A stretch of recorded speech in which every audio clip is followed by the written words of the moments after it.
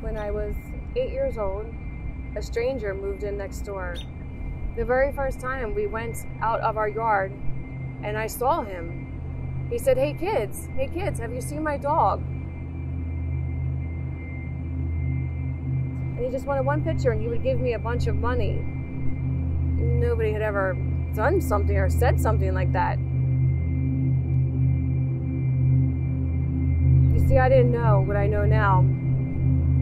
Because it was red, that meant I was 8 years old and I was for sale.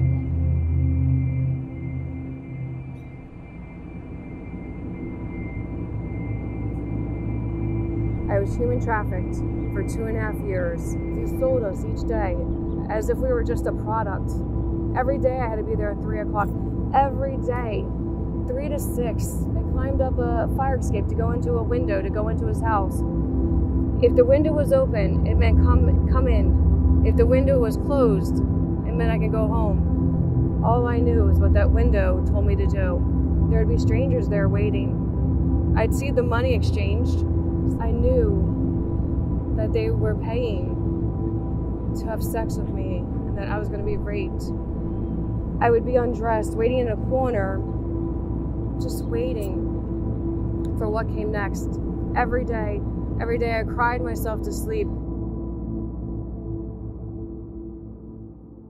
I prayed.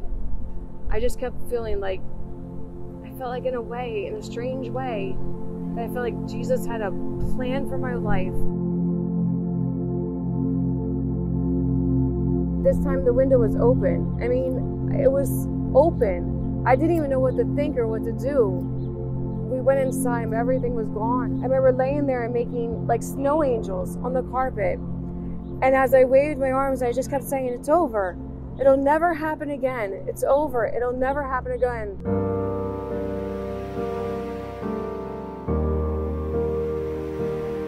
It was the first time ever I really knew what happiness was.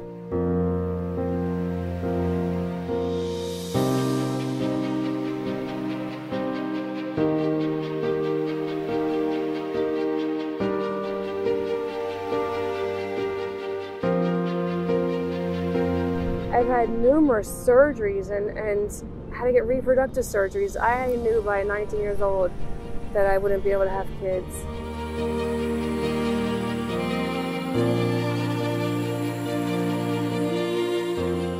And each day I know that God has a plan and a purpose, just like He told me when I was a little kid laying in my bed crying at night and not understanding how any of this made sense or how any of this was going to work out. But that little seed of hope that kept me all of these years was that God had a plan and a purpose.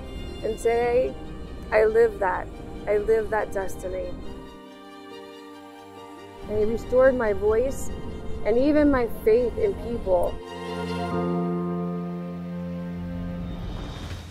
I went back to the actual house, right to the room where everything happened, and I decreed and I declared and I actually spoke over what had happened to us.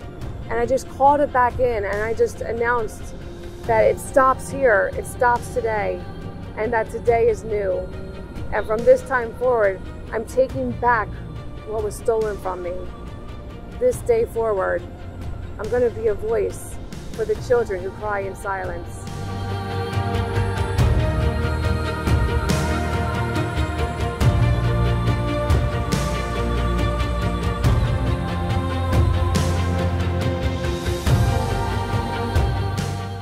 I decided to stand up.